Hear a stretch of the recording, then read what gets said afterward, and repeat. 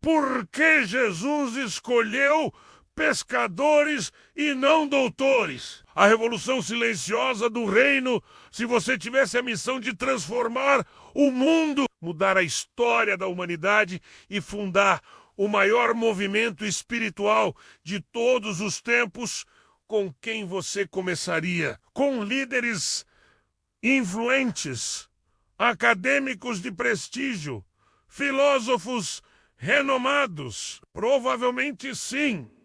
Mas Jesus fez diferente. Ele começou com pescadores, homens simples, rudes, sem fama, sem teologia avançada, sem status religioso. Por quê?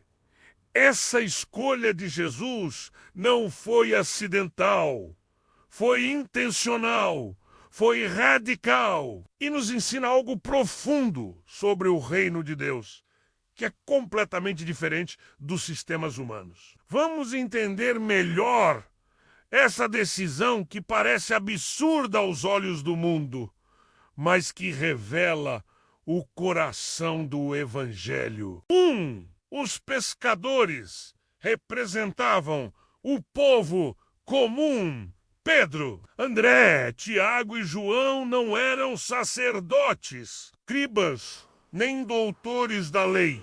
Eles eram pescadores, trabalhadores do dia a dia, acostumados à dureza da vida. Viviam com calos nas mãos, cansaço no corpo e simplicidade na alma. Ao escolher pescadores, Jesus estava dizendo: o reino de Deus não é apenas para os sábios, ricos ou religiosos, é para todos. Ele se identificou com os pobres, os marginalizados, os que viviam à margem da elite espiritual da época, enquanto os fariseus se orgulhavam de seus títulos e rituais. Jesus caminhava com homens que cheiravam a peixe, mas tinham o coração aberto para aprender.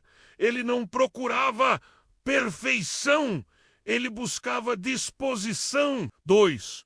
Os pescadores tinham características ideais para a missão. Jesus não escolheu qualquer grupo aleatoriamente. Ele sabia o que estava fazendo. Os pescadores possuíam qualidades que os tornavam ideais para serem discipulados e enviados. Paciência. Pescadores sabem que nem sempre se pesca na primeira tentativa. Era necessário lançar as redes várias vezes, esperar com calma. No ministério, isso se traduz em persistência espiritual. Trabalho duro.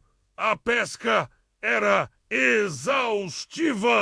Requeria esforço físico, resistência e coragem. Seguir Jesus também exige renúncia, força de vontade e dedicação. Coragem.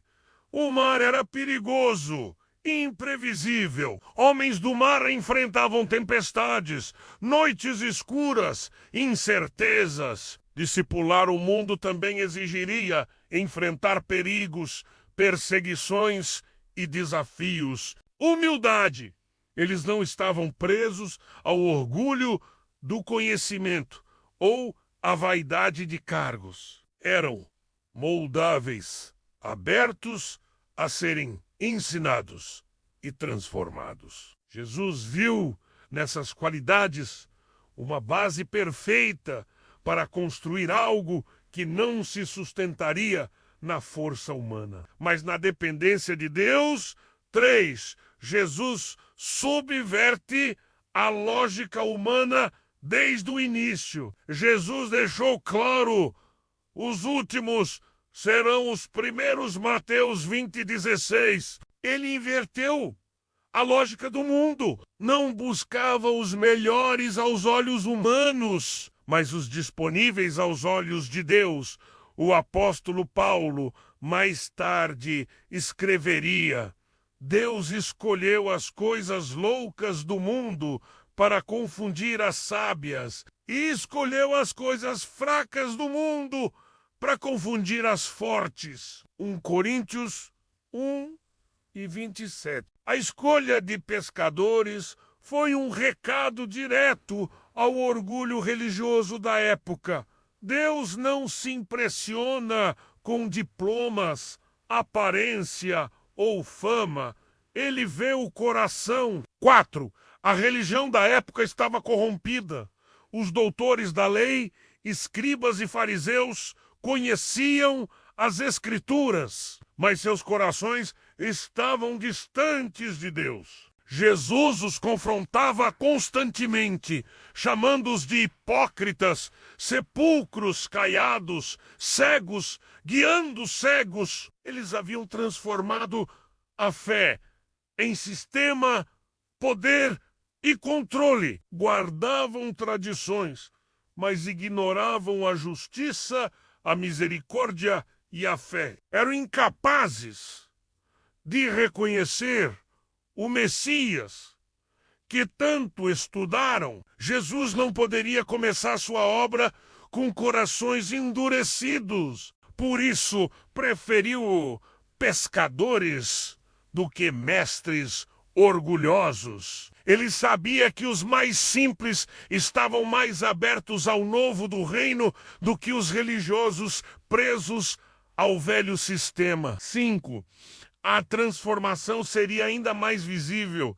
Escolher os improváveis servia a um propósito poderoso, mostrar que a glória era de Deus. Ene, odeles. Quando um pescador ignorante começa a pregar com sabedoria e autoridade, como Pedro fez em Atos 2, todos percebem que aquilo não é natural.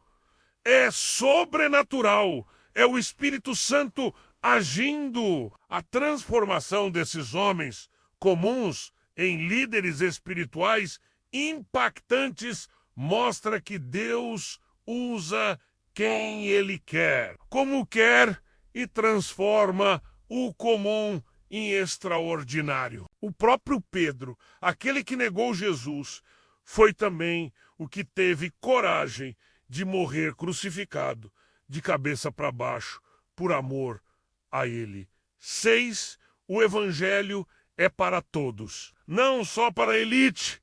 Se Jesus tivesse escolhido apenas doutores, talvez a mensagem pareceria inacessível ao povo simples. Mas ao chamar pescadores, ele quebrou a ideia de que era preciso ser especial para ser usado por Deus. Ele mostrou que o Evangelho não é privilégio dos capacitados, mas capacita os dispostos. Qualquer pessoa pode ser chamada, usada e transformada.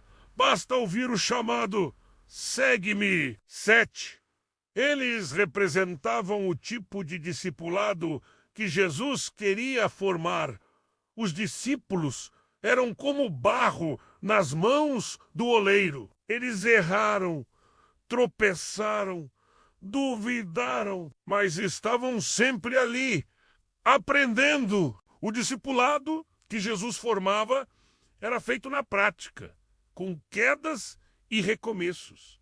Ele não buscava perfeição, ele buscava relacionamento. Jesus investiu tempo, ensinou com amor, corrigiu com firmeza e moldou aqueles homens para que refletissem o reino. O objetivo não era formar religiosos, mas pescadores de homens, pessoas que trariam outros para a mesma transformação. Conclusão: ainda hoje, Jesus escolhe os improváveis, a escolha de pescadores para mudar.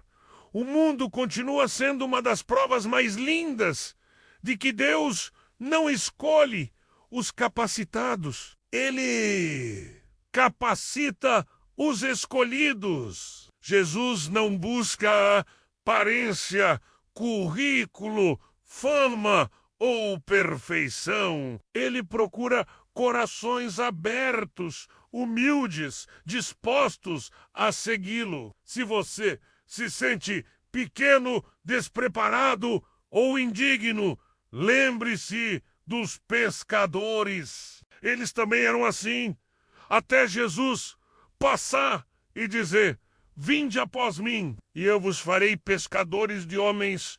Mateus 4:19. Ele continua chamando hoje, e talvez esteja chamando você